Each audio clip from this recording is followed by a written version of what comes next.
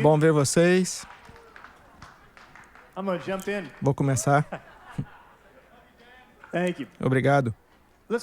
Vamos orar juntos. Sei que já estamos orando. Você já orou por mim. Maravilha. Mas vamos dedicar um momento para garantir que haja graça. Papai, peço por liberação de poder para que encontremos enquanto lemos as Escrituras, no nome de Jesus. Amém. Que bom. Eu quero falar sobre como um discípulo se encontra com o Senhor enquanto ele lê as Escrituras. Talvez saia de um lugar onde, eu tenho a minha vida de leitura bíblica, eu tenho a minha vida de oração, são separadas, eu tenho a minha vida de cantar, eu tenho meu tempo de imersão, mas na verdade quero colocar tudo junto e te convidar a apreciar as Escrituras e a presença de Deus ao ler as Escrituras. E assim como o Chris estava orando algumas coisas por conexões, obviamente a palavra profética que o Chris teve, da oportunidades desses grupos que a Candace falou, é muito poderosa. E também, como ele me lembrou, no começo, às vezes, quando nos sentimos mais confiantes com as Escrituras, e ao ler as Escrituras, nos sentimos mais confiantes em relacionamentos e discipulado. Sentimos como, eu sei como dizer, o que as Escrituras dizem sobre isso, como devemos interpretar isso.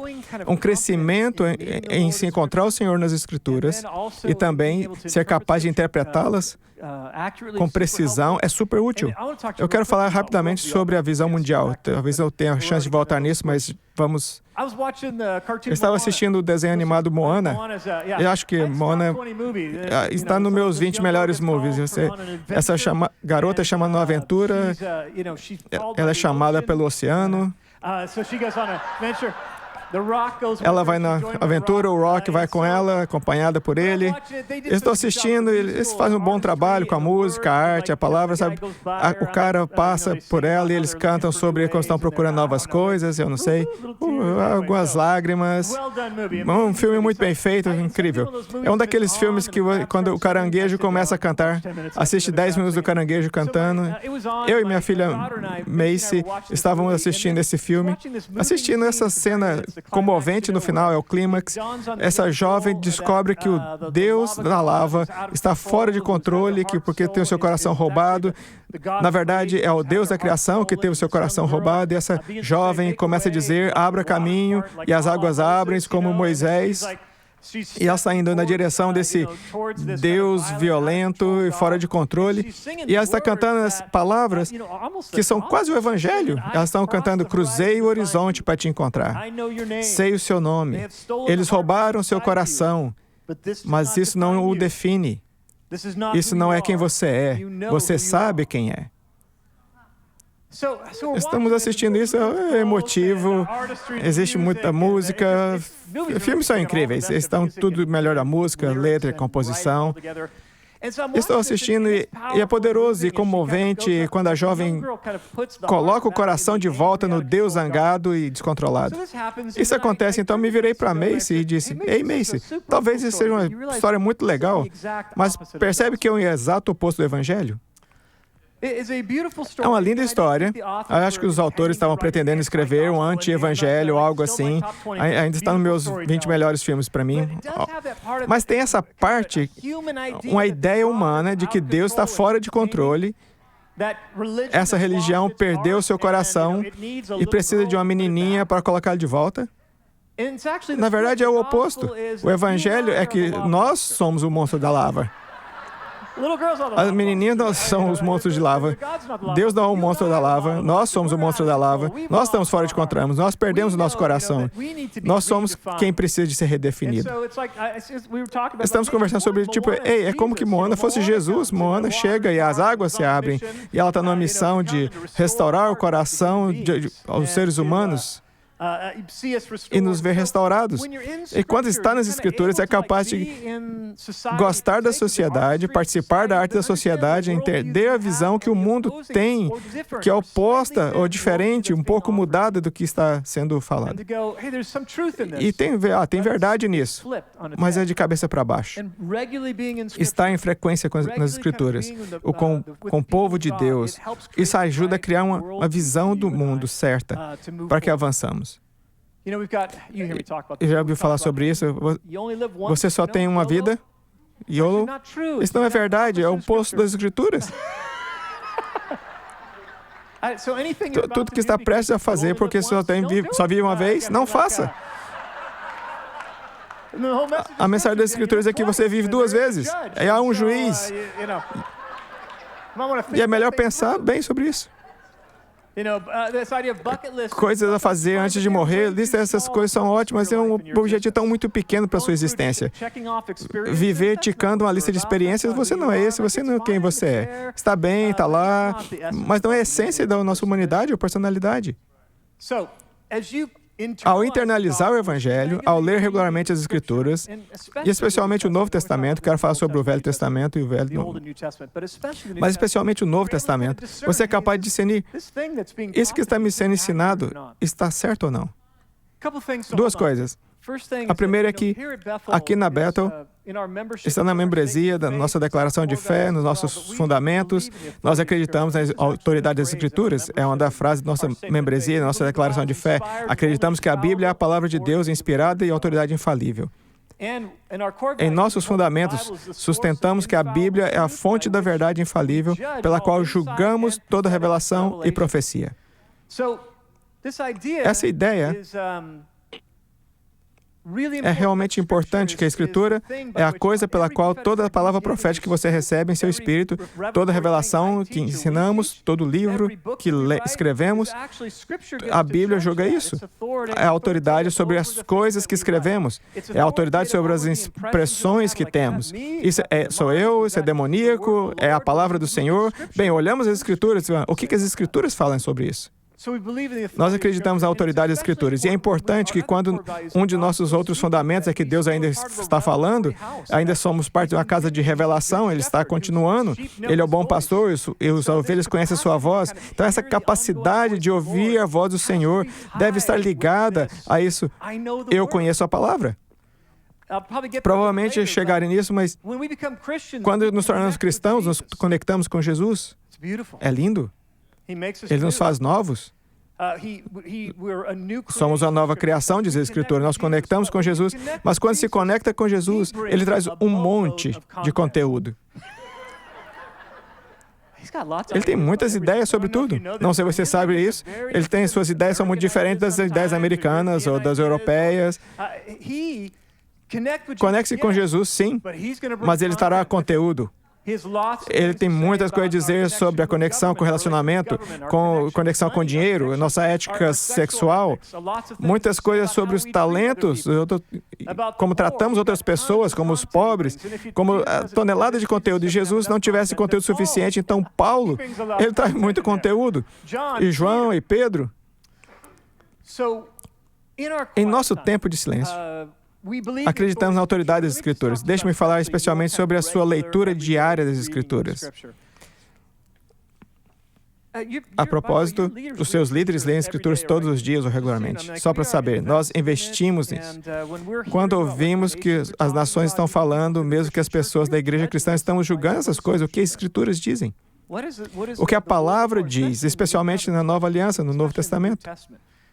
Isso é central para a nossa vida. Essa equipe lê a palavra por 50 anos, regularmente. Nós supervalorizamos isso. Adoraríamos que você fizesse o mesmo.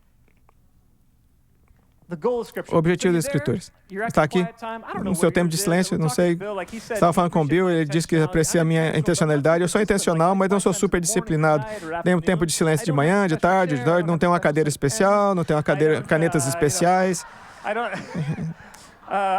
Eu sei. Eu não li hoje. Vou ler então. Outros dias eu tenho sido todas as manhãs, às 7 da manhã, quando acordo. Sou crente por 50 anos, então tive estações diferentes. Essa ideia de que deveria acontecer demorou um pouco. Pensei que deveria só ler a Bíblia, que seria como um exercício. E se ficar e ler, ficaria mais forte, mais inteligente, mas na verdade ainda poderia continuar sendo mal e crescer. Se você já notou isso. Essa ideia de quando eu estou lendo e deveria ter em comunhão com Ele, faz toda a diferença. Que existe uma mente divina por trás das Escrituras, assim como uma mente humana. Talvez entre nisso, Ele nos deu as Escrituras para que possamos ser transformados, ter comunhão com Ele e ser transformados à sua semelhança. O objetivo das Escrituras é ajudar indivíduos a comungar com Deus e depois serem transformados à sua semelhança. Ele dá o Torá e diz, construa o tabernáculo, construa a Arca da Aliança, para entender um pouco do propiciatário e entender o que eu possa... O que é viver na minha presença. Ele está sempre procurando relacionamento. Então, ele faz as Escrituras e diz, é assim que eu tenho relacionamento comigo. O objetivo da leitura da Bíblia é comunhão, para que seja transformado. Os cristãos devem se parecer mais com Jesus. Diria que amadurecermos emocionalmente, desde que nós fomos salvos. Só um lembrete de que os presbíteros receberam o poder de Timóteo. Se você lê a lista do que quem poderia ser diácono e presbítero, eles são pessoas emocionalmente maduras. Estiveram com Jesus através de comunhão, transformação. Paulo está falando sobre isso em 2 Coríntios capítulo 3. E ele diz, mas até hoje, quando Moisés é lido, um véu cobre o seu coração. É uma imagem, certo? Moisés representa a lei e os profetas. Até hoje, quando leem a lei e os profetas, um véu cobre os seus corações. Mas quando uma pessoa se volta para o Senhor, o véu é retirado. Agora, o Senhor é o Espírito, e o Espírito do Senhor está a liberdade. Aqui na Bethel amamos esse versículo, mas vamos ver o contexto. É sobre ler a Bíblia. Quero dizer, eu amo isso no altar, mas é sobre ler a Bíblia.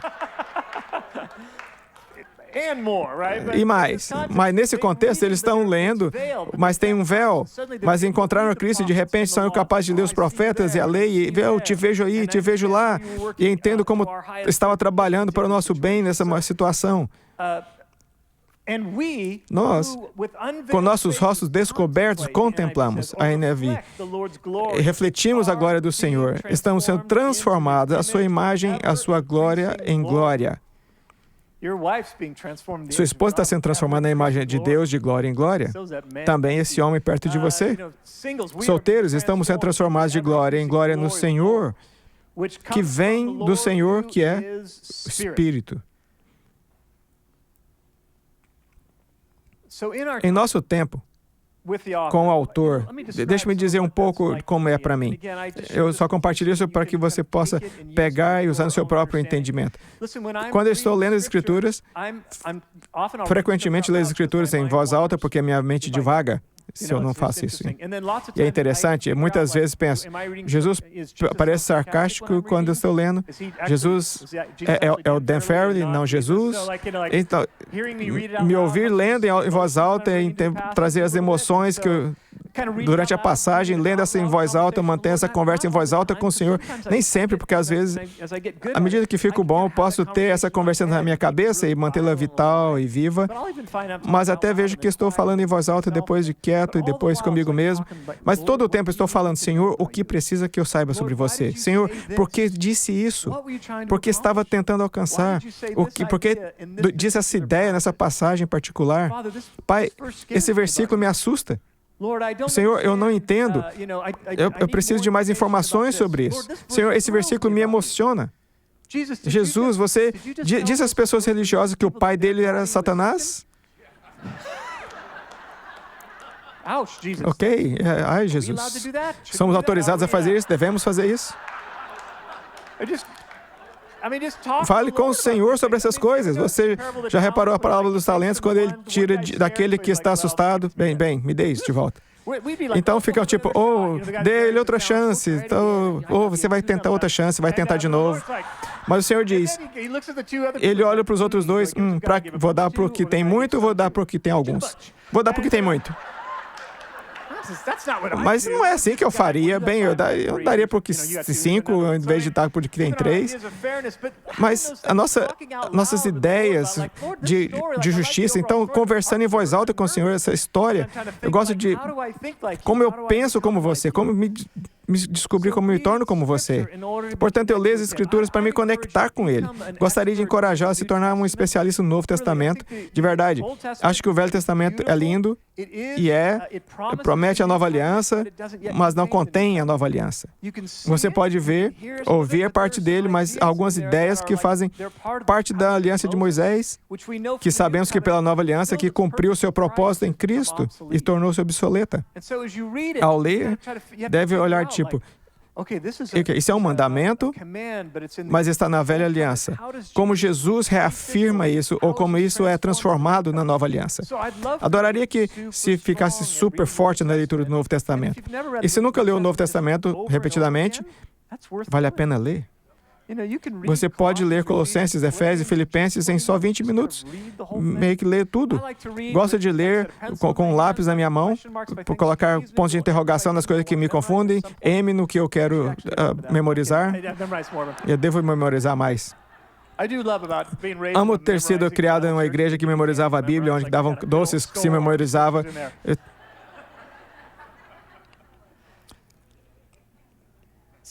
Leio com lápis na mão, você entende? Não destaco tudo, porque tudo é Bíblia, porque tudo vale a pena ser destacado, mas eu gosto de escrever de lápis, porque por que isso é maravilhoso? Por que isso me confunde? Como que isso mudou na nova aliança? Quais são as implicações? E às vezes escrevo notas sobre quais são as implicações de algo. Gosto de escrever nas margens da minha Bíblia com lápis. E entro em temporadas de criar como um jornal, e eu tenho que lembrar, eu não posso ficar fazendo tudo como um diário. E isso não é um livro, não, eu quero só colocar as ideias no meu diário. Eu falo para meus filhos, não vai olhar meus diários.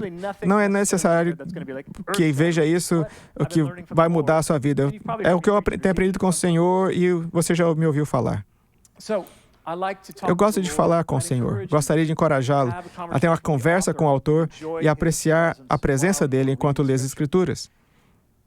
Ele é o nosso mestre discipulador e Jesus tem um conjunto de ideias, ele vê o mundo de uma certa maneira, ele tem uma certa visão do mundo e tem conteúdo para você aprender. Ele tem conteúdo para mim aprender. Ele nos fez uma nova criação, escreveu suas leis em nossos corações e disse, traz uma tonelada de conteúdo para destrincharmos. Deixe-me tentar com algumas das ideias que talvez eu tenha ficado preso nas Escrituras em algum ponto da minha vida e conversarmos por alguns minutos.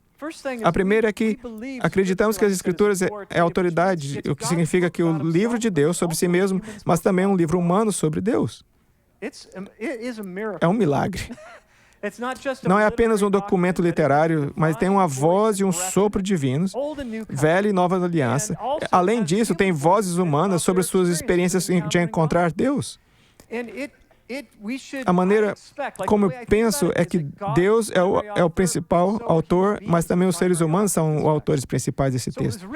Foi escrito para eles em um determinado local e tempo. Estavam em situação específica, lidando com um problema específico.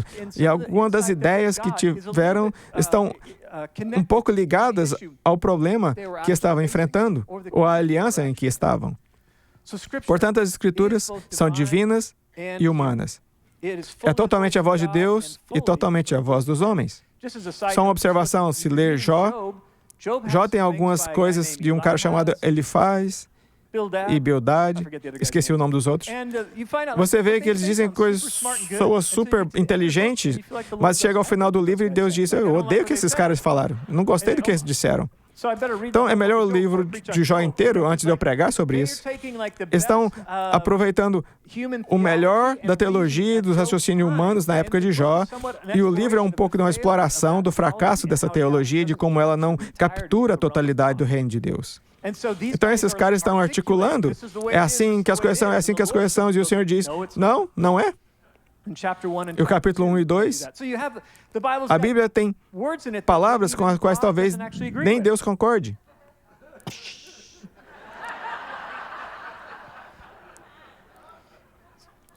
Ficou pensativo?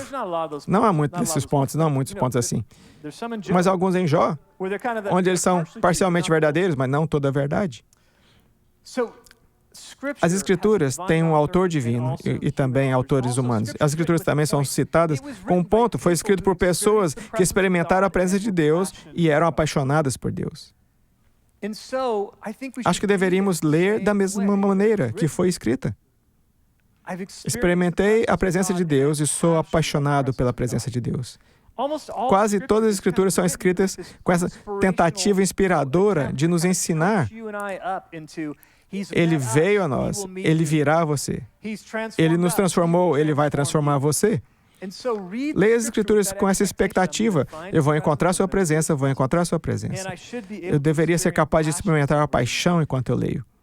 Rapidamente, não tem muito tempo para isso, mas é intrigante para mim, no Novo Testamento, o quanto do Novo Testamento é sobre os crentes interagindo com as Escrituras hebraicas, para entender quem era Cristo. Eles não disseram, ei, é tudo diferente agora, tudo mudou. Não, eles voltaram e disseram, oh, eu te vejo. Te vemos no cumprimento da aliança de Abraão. Nos vemos como o criador de uma nova comunidade. Assim como Moisés como o criador de uma nova comunidade. Eles voltaram ao Velho Testamento. Estão adorando, eles viram o Cristo ressurreto, eles estão tendo uma comunhão com um e o outro e estavam lendo as suas Bíblias. Estavam tentando interagir a sua experiência com Jesus e com a experiência do Cristo ressurreto com o que viram nas Escrituras. Só alguns. Se quiser, leia Atos 2. Jesus sobe ao céu, 50 dias depois, o Espírito Santo é derramado, e Pedro está dando um sermão, e o sermão é baseado no Velho Testamento. Joel falou sobre que haveria um tempo em que ele derramaria o seu Espírito sobre toda a carne. Davi previu e profetizou que haveria uma ressurreição dentre os mortos, no Salmo 16. E eles voltam ao Velho Testamento e tentam interpretar o Velho Testamento à luz do Novo. João, o autor de João, ouça esse é engraçado. Jesus respondeu, deixa-me colocar em contexto. Você vai ouvir a voz do narrador entrar no Evangelho de João. E ele vai quebrar a quarta parede. Você conhece o termo dos filmes que você vira a câmera, oh, não é engraçado? Oh, não vi isso acontecer. Isso é a quarta parede. Ele vai quebrar essa quarta parede, você entende? Estamos nessa história de Jesus. E em seguida o autor nos falará sobre a experiência deles. Em João capítulo 2, verso 19, Jesus respondeu, derribai esse templo e eu em 3 dias o levantarei. E eles responderam, disseram, pois os Deus, 46 anos foi usado para levantar o templo, você vai levantar em 3 dias? Mas ele falava do templo do seu corpo. Entende isso? Agora o narrador diz, nós entendemos isso mais tarde. Isso é maravilhoso. Entendemos depois. No momento, o quê? Fizeram um bom ponto, Jesus. Esse é um ótimo ponto, mas nós estamos no time de Jesus, então estamos com ele. Depois que ele ressuscitou dentre os mortos, ele disse, quando pôs o templo que ele estava falando, o seu corpo, então seus discípulos lembraram do que ele disse e creram na Escritura, na palavra que Jesus tinha dito.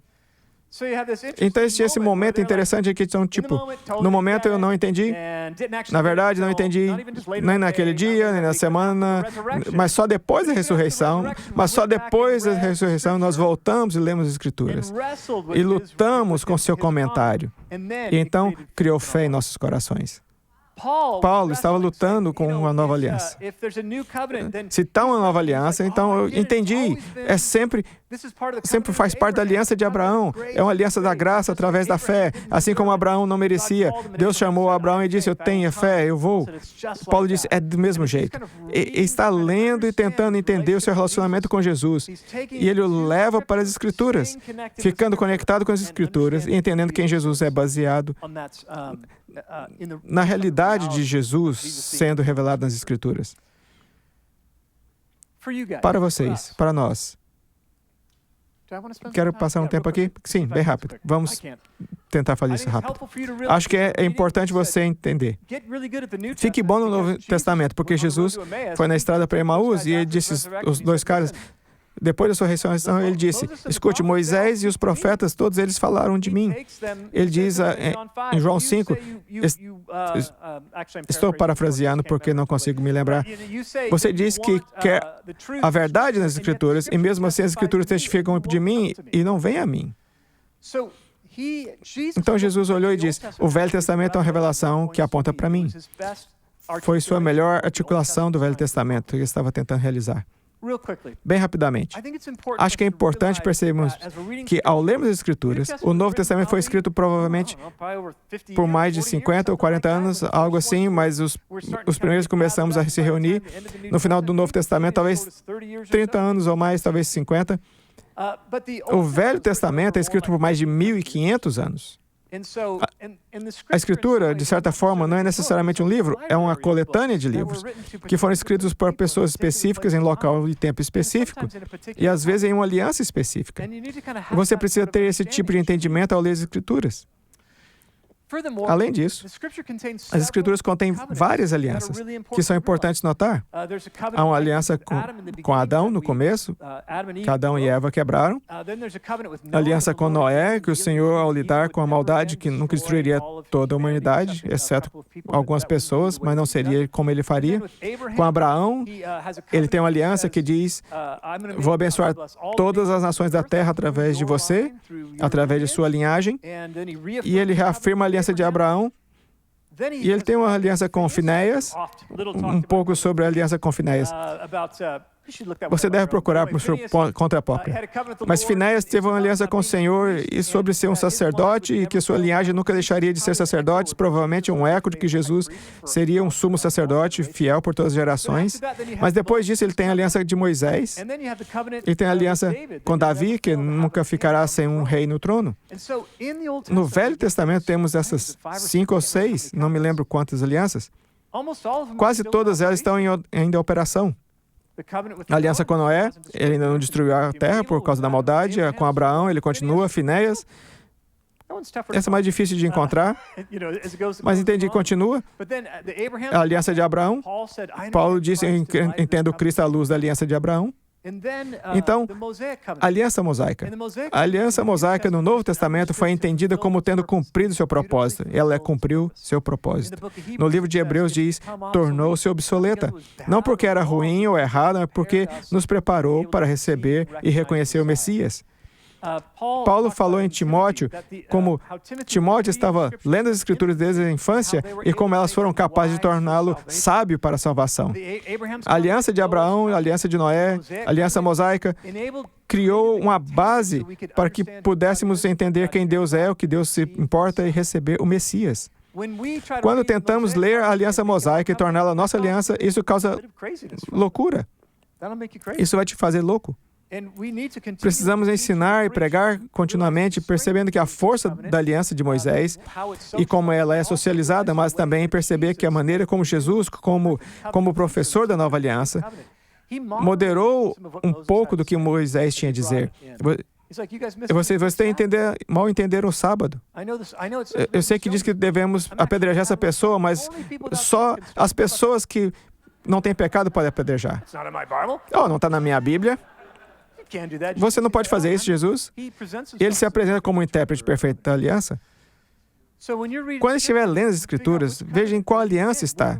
Quando lê os profetas, entender que os profetas estão amplamente retratando que Israel e Judá abandonaram a aliança com Deus. Nos profetas, vemos o coração de Deus como não vemos em outro lugar. Vemos a dor de Deus quando seu parceiro o abandonou. Os profetas estão imaginando o desastre que está no caminho de Israel se abandonar a aliança. Estão contando as coisas que Israel e Judá, que sabe que está reservado para eles porque está escrito em Deuteronômio. Se abandonar a aliança, profunda deportação, morte, destruição virão no seu caminho. Os profetas estão dizendo exatamente como foi prometido no começo, está vindo na sua direção, se não se arrepender. Então, os profetas muitas vezes imaginavam temerosos e destruição que estava por vir. Por quê? Porque para ter uma mudança de coração, para ter uma transformação de coração. Para eles ouvirem, não precisa ser assim. É engraçado, nós fazemos um pouco dessa matemática por conta própria, como as escrituras, os planos que eu tenho para você, belo verso. Já leu os versos antes? Nós gostamos de pular e ler, porque eu sei os planos que tenho para você.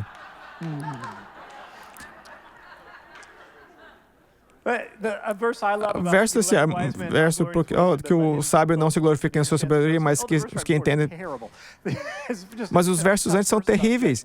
O verso duro sobre julgamento, imagine, julgamento para ter transformação do seu povo. Alguns de nós escolhemos até que algo faça sentido, mas não prestando atenção à dissonância. Bem, ouça, isso está escrito sobre a aliança de Moisés e foi construído na aliança com Moisés em seu tempo. O Senhor está narrando, o profeta está imaginando a destruição que era inevitável, a menos que eles voltassem para os seus corações e tornassem a aliança. Dentro dos profetas, ele está profetizando e haverá um outro tipo de aliança que está por vir. Ele nos capacitará a guardar e a escrever em nossos corações. Perceba que está lendo as Escrituras é parte de uma grande, longa história que está se desenrolando. Acho que há ecos poderosos nela. Se pudesse tomar um momento só para dizer que a aliança de Moisés, linda aliança, na verdade está socializando um monte de pessoas que eram família, mas não parecia. Eles foram socializados pelos deuses egípcios por toda a sua existência. Eles podem ter ouvido histórias de como Deus, seu tataravô, não sei se tem tatara suficiente, mas Abraão, eles não têm a palavra escrita ou coisa assim, o Senhor os traz uma aliança. Ele está socializando essas pessoas, dizendo, sei que foi criado e oprimido como escravo, como trabalhador. Sei que foi criado em uma cultura politeística, onde acha que os deuses estão lutando e onde que o seu principal inimigo é o caos. Sei que pensou que o faraó era um tipo de Deus, foi por isso que eu fui atrás de faraó, provando que ele não era um Deus, com todas as pragas que enviei. Ele está tentando socializá-los e ensiná-los quem ele é. Ele quer ensinar esses hebreus da aliança mosaica a serem monoteístas, crerem em um Deus e não em muitos deuses. A coisa mais elementar que abraçamos é o monoteísmo, mas não foi a coisa mais elementar durante o Velho Testamento. Nem foi a coisa mais elementar na cultura greco-romana, na qual os discípulos foram enviados para evangelizar. É difícil para nós entendermos essa cultura politeísta. Mas na aliança de Moisés, ele está tentando socializar e ensiná-los a estar com ele. A aliança de Moisés nos ensina sobre Deus, que ele é um, que existe só um Deus supremo, existe sobre liberdade, sobre amor, sobre pecado, sobre sacrifício e santidade. A aliança de Moisés ensinou sobre responsabilidade na vida. Era o coração de Deus de criar. Na comunidade de Moisés, eles eram um povo incomum na terra, que não adoravam ídolos, nem sequer tinham uma imagem esculpida, mas mantinham justiça, retidão e comunidade com base em um acordo de aliança com Deus. Não tentando apaziguar os deuses ou tentando obter favor dos deuses. Ele tenta criar essa bela comunidade que representa na Terra. Mas uma vez o Senhor diz, eu ainda amo essa ideia, vou fazer de novo. Em Cristo, vou fazer um monte de novas criaturas. Vou ensiná-los sobre liberdade, sobre amor, sobre sacrifício, sobre serviço, sobre pecado, sobre responsabilidade. As mesmas coisas que ele estava tentando ensinar àquela comunidade, que estava em um estágio muito diferente. Ele está tentando ensinar a comunidade agora, já por 2000 anos, nos moldando para sermos um povo que representa seu coração na terra. Essa nova aliança acultura a humanidade, ensinando-os mais sobre Deus, liberdade, amor, pecado, sacrifício e santidade. Sobre o que eu estou falando? Lendo a sua Bíblia. Sabendo onde está, primeiro de tudo, começar a comungar com o Espírito Santo, falar com o autor e saber onde você está no livro. Está na velha seção do livro, na nova seção do livro. O que está... Mas se lembra, tem a aliança mosaica, a aliança com Abraão, com Davi, todas elas estão indo, estão acontecendo. Isso vai te ajudar a interpretar adequadamente as Escrituras e aplicá-las.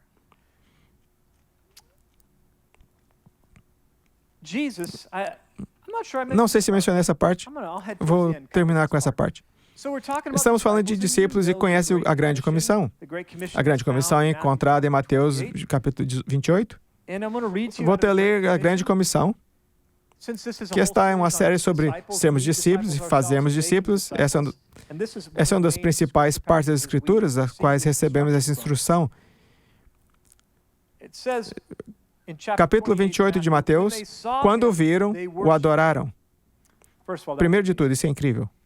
Um monte de judeus monoteístas adoraram alguém de quem eles conheciam a mãe. A mãe dele andava com eles. E, no entanto, a experiência do Cristo ressurreto falou tão alto que algo mudou. Então, adoramos. Eles o adoraram. Mas alguns duvidaram. Pobre Tomás estava lá. Então Jesus veio a ele e disse: toda autoridade me foi dada no céu e na terra. Portanto, vá e faça discípulos de todas as nações, batizando-os. Hoje é noite de batismo, batizando-os no nome do Pai, do Filho e do Espírito Santo. Muito interessante, essa é provavelmente a primeira ideia de Trindade que seria batizado no nome do Pai, do Filho e do Espírito Santo. Bem, aqui a igreja levou um tempo para entender como pensar sobre isso, como falar sobre isso, mas desde cedo em Mateus, ele era para ser batizado no nome do Pai, do Filho e do Espírito Santo. E essa é a parte que eu quero que fique no seu coração. E ensinando-os a obedecer tudo que te ordenei. Discipulado é uma bela conexão com Jesus, mas nós temos um mundo que está tentando se conectar com Jesus sem o conteúdo de Jesus. E entendo, de certa forma, eles querem pertencer e se comportar como Cristo falou e depois acreditar. Mas uma parte da nossa conexão de Jesus, Ele está nos ensinando sobre a nossa ética sexual, como nos relacionamos com dinheiro, como com o governo, com relacionamentos, com os inimigos, como suportamos a perseguição. Ele tem muito conteúdo para nós. Uma vez que fazemos essa conexão, não tenho certeza de que essa conexão esteja totalmente completa até perceber que o Mestre estava tentando nos dar também muito conteúdo.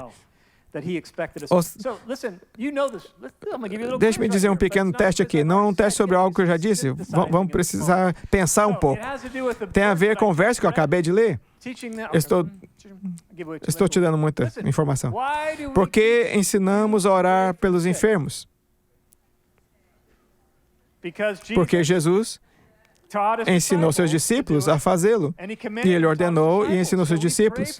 Oramos pelos enfermos. Sim, queremos cura, queremos que veja a cura, mas continuamos dizendo isso porque a cura é para hoje, é por causa desse conteúdo aqui. Essas são as coisas que Ele ensinou os discípulos a fazer como normas. Essas são as coisas que fizemos, essas são as coisas que ensinamos as pessoas que estão em discipulado.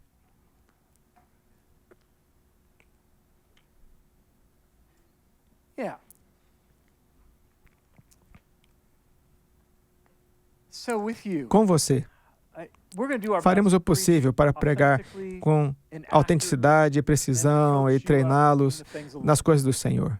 Mas vivemos neste tempo onde você pode ser ensinado pelo treinador principal. A metáfora ficou estranha, mas sabe, Jesus e o Espírito Santo lendo as Escrituras. Você tem essa oportunidade em um pequeno grupo de se encontrar e pensar nos princípios que Bill disse que são articulados nas Escrituras e descobrir como aplicá-los.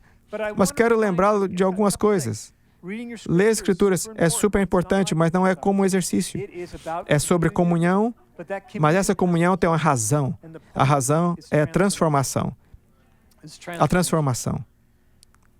Não me transformo e fico perfeito de uma vez.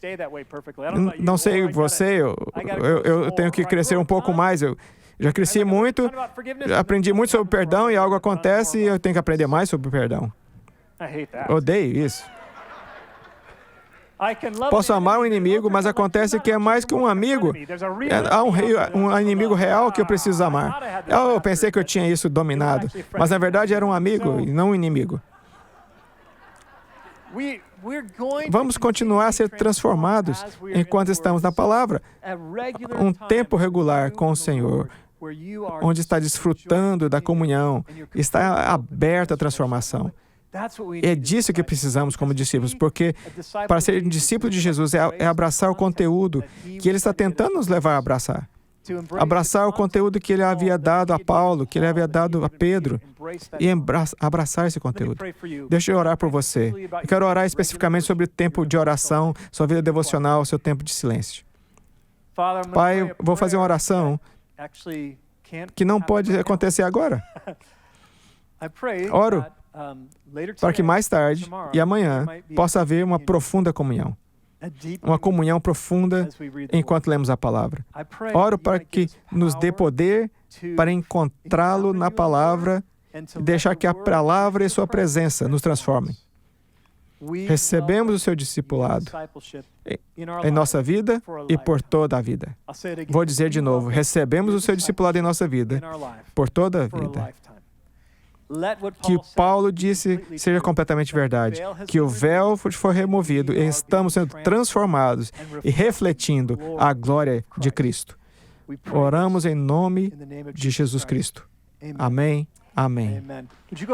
Pode se levantar. Vou chamar a nossa equipe de oração. Vá à frente e venha, equipe de oração.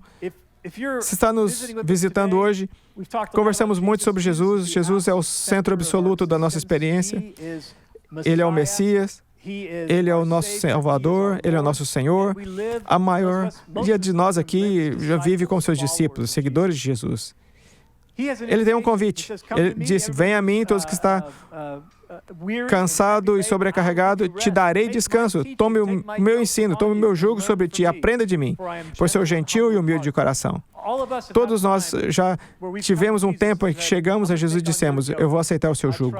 Confio em ti, coloca minha fé em ti. Esta equipe aqui é a nossa equipe de liberdade. Eles são preparados para orar por qualquer pessoa que nunca tiver essa experiência. Papai, cansei de correr. Estou voltando para casa. Eu ouvi que você é pai, eu nem sabia disso e eu quero voltar à sua família. Esse time está aqui pronto a orar por você. Vai ser hoje à noite.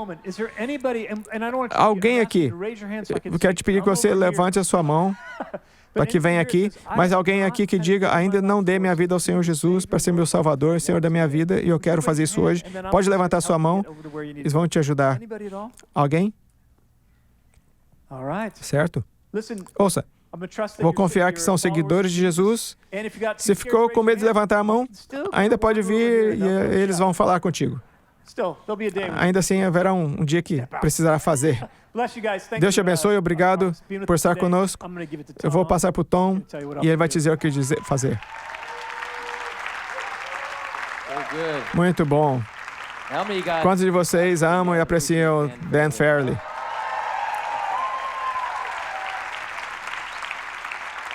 Muito bom. Perfeito. Fantástico. Se precisar de oração por qualquer coisa, se precisar de um milagre em seu corpo, venha. Deixe que alguém da equipe de oração orar por você. Tenha um ótimo dia. Deus te abençoe.